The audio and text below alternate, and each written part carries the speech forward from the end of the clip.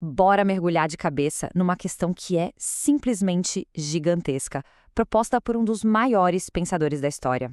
Pois é, esse é o nó, o paradoxo central que o filósofo Tomás de Aquino se propôs a resolver quase 800 anos atrás na sua obra-prima, A Suma Teológica. Tá, mas antes de chegar na solução que o Tomás de Aquino propõe, a gente precisa primeiro entender o tamanho do problema que ele tinha em mãos. Ele tinha uma linha muito tênue para caminhar, porque, olha só, uma boa resposta não podia cair em dois erros clássicos: o panteísmo, que é a ideia de que Deus é o mundo, e o deísmo, aquela ideia de um Deus que cria tudo e depois simplesmente abandona sua criação. E é aqui que a gente vê a genialidade do método dele. É brilhante, porque antes de sequer dar a própria resposta, ele faz questão de apresentar os argumentos mais fortes possíveis contra a ideia que ele vai defender. Ele basicamente coloca na mesa três grandes argumentos que tentam mostrar que essa ideia de presença divina simplesmente não fecha, sabe?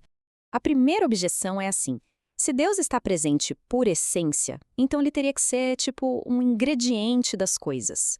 Pensa na farinha dentro do pão. O que levaria direto para o panteísmo. A distinção fundamental entre quem cria e o que é criado simplesmente desapareceria. A segunda objeção é mais lógica. Ela diz que, peraí, falar que Deus está presente por essência e por presença é meio que chover no molhado, né? É redundante. Aí vem a terceira, que soa até bem moderna. Ela usa uma analogia: imagina um rei todo-poderoso. Ele não precisa estar fisicamente em cada canto do reino para governar, certo? Essa ideia leva a gente direto para o deísmo. Aquele Deus relojoeiro que dá corda no universo e vai embora. Afinal, se Deus é onipotente, por que raios ele precisaria estar perto para poder agir?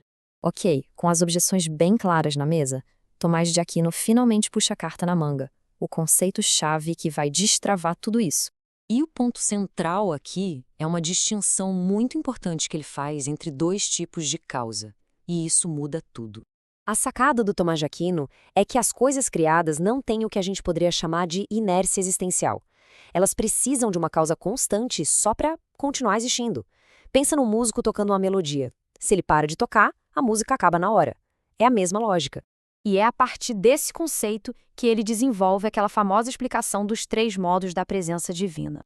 Então, percebe? O ponto central é que esses três modos são, na verdade, três jeitos de descrever como essa causa do ser se relaciona com absolutamente tudo que existe. Só que aí vem um detalhe fundamental. Tomás de Aquino faz questão de separar as coisas.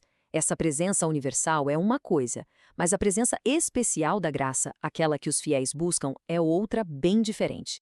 Beleza, com essa estrutura toda montada, agora a gente vai ver a elegância com que ele volta e simplesmente desmonta uma por uma daquelas objeções iniciais.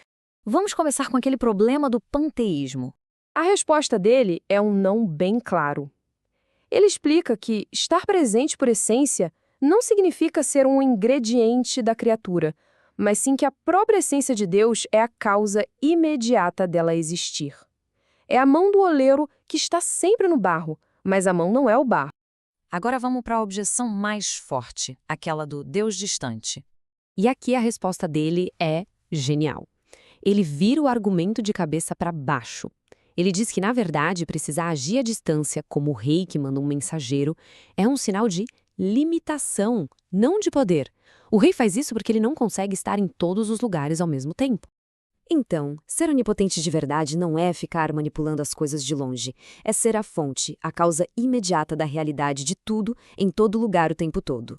Essa ideia bate de frente com o deísmo do Deus relojoeiro. E olha que interessante, conversa até com discussões filosóficas atuais sobre a ocultação divina. O que fica disso tudo é que, se o raciocínio do Tomás de Aquino estiver correto, então não existe um lugar sem Deus no universo. A simples existência de qualquer coisa já seria um sinal dessa presença imediata que sustenta tudo. Isso nos deixa com uma reflexão final bem provocadora, que muda a nossa perspectiva da realidade. Se a existência de cada átomo, cada coisa, é um dom contínuo, pessoal, o que isso significa sobre a nossa própria experiência de encontrar o mundo?